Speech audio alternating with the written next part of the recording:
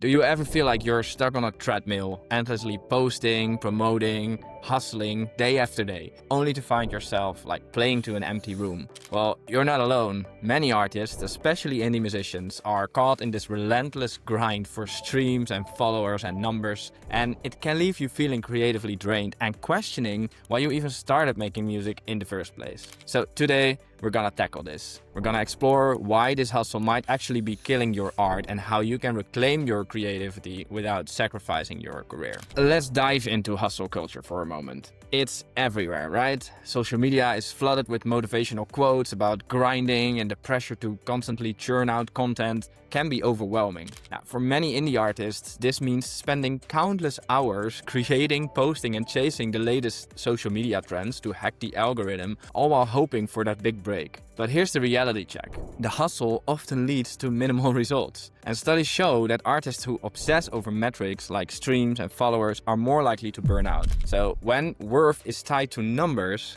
it is really tough to enjoy the creative process still. Instead of making music because you love it, you might feel like you're just a content creator stuck on a hamster wheel, chasing validation from others, instead of expressing your true artistic vision and authenticity. What happens when you get caught up in this circle? Well, in the end, you'll lose your passion for the thing that you love so much. The joy that once fueled your creativity will get swapped out for anxiety, exhaustion, and honestly, many musicians report feelings like they are more marketeers than artists at the moment. So that can really take a toll on the quality of your work, and this pressure to keep creating and sharing can lead to a loss of authenticity. You might start chasing trends instead of following your own unique voice, and that shift can lead to feeling disconnected from your own music and ultimately from yourself. Right, so now we identified the problem. That's all nice and easier said than done, but how do we actually break from this toxic hustle culture? Well, the answer lies in taking a more mindful approach to your music career. Might sound a bit airy, but it's not, believe me. Stay with me.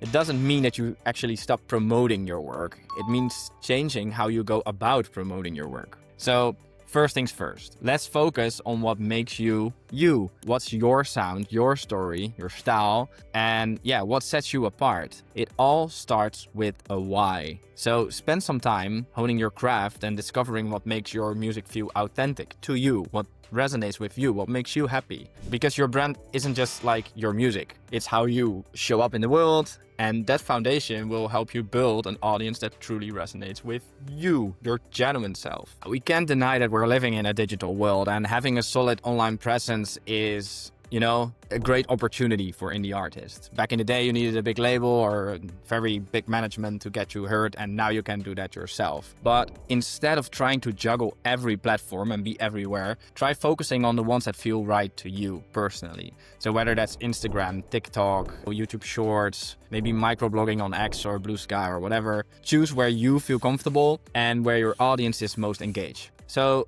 consistency is essential, but more important is that it should feel natural and not forced. All right, so now that we got your why and we got your where, we're gonna think about what you're gonna create. And it's super important to know that content creation shouldn't feel like a chore, It should be something that you genuinely enjoy doing. So if you love performing live, lean into that. If storytelling is more your thing, share behind the scenes moments or, insights from your creative process. And documenting your journey not only connects you with your audience, but also reignites your passion for the music. Now, another thing I want to give along is try thinking already from the beginning as a strong foundation about diversifying your revenue streams. I know this might sound very big, complex, or, maybe irrelevant for this point in your career if you're just starting out. But if you think about this from the beginning, it helps you build a strong foundation from the start. If you grow further, it's easier to maintain. And it's all about just putting not all your eggs in one basket. So try exploring different income avenues, like merchandise, licensing. Maybe you have a fun way to,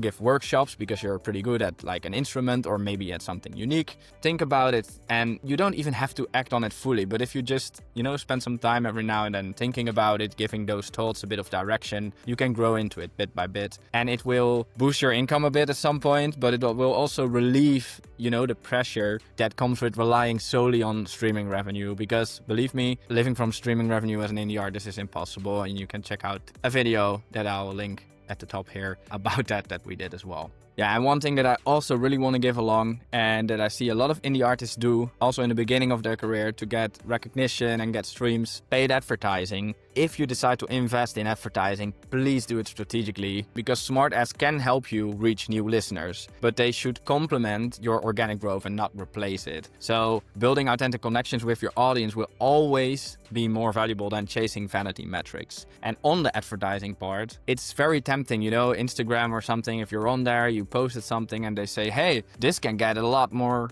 views and engagement. Just hit this boost post button. Don't do it, because they are just giving you vanity metrics that are cheapest for them so that you think that you have real results, but those people are not gonna stay around. So if you wanna invest into advertising, a few things you can think about to start with is what posts are already driving engagement and views organically, and then pick one or two that are best performers and only boost those. And if you want to learn a bit more in depth about that, then hit subscribe and hit the notification bell. We're working on new videos coming up really soon about strategic ways to advertise your music and grow real streams and followers on streaming platforms. So that's coming really soon. As you shift your focus from hustle to mindful growth, please don't forget to prioritize your mental health and authenticity. And this might sound, again, very airy, but believe me, staying true to yourself is vital on this journey. Because if you burn out, you're not going to be creating or not going to be having fun creating for years and years. And it's devastating. It's ruining your art. Fans connect also with honesty. So don't try to fit into a mold or chase like trends that don't really resonate with who you are, because your unique perspective is what draws listeners in and keeps them coming back for more. And if that means in the beginning that you feel like searching a bit for your audience, or you feel like people are unfollowing you, that's fine. That's people that are, driving you with high pressures probably, because they're not really interested in the real you. And also about the mindful marketing thing, marketing doesn't have to feel like a burden, Align your promotional activities with what truly brings joy to you, reflect on your long-term goals and what success means to you, and let that guide your marketing efforts. Believe me, try it out and let me know how it goes. Building a music career can feel overwhelming at times, and of course there will be times that you feel like you have to hustle or bustle through something. But just remember to take your breaks and give yourself the space for that creativity to flourish. You know that moment when you're in the shower and not doing anything else and suddenly a great idea pops in? There's a reason for that, because you took distance from what you were doing. And pacing your workload and allowing for rest is essential for maintaining both your career and your mental health. And that community building, as said, connect with other artists, share your experiences and seek collaborations, because a supportive network can help ease feelings of isolation and provide encouragement when the hustle feels too heavy. So it's not only productive that you can, put maybe collaborations out, but it's also a support network. Now, to conclude, your indie music hustle doesn't have to kill your art. So by shifting your focus from relentless metrics to mindful growth and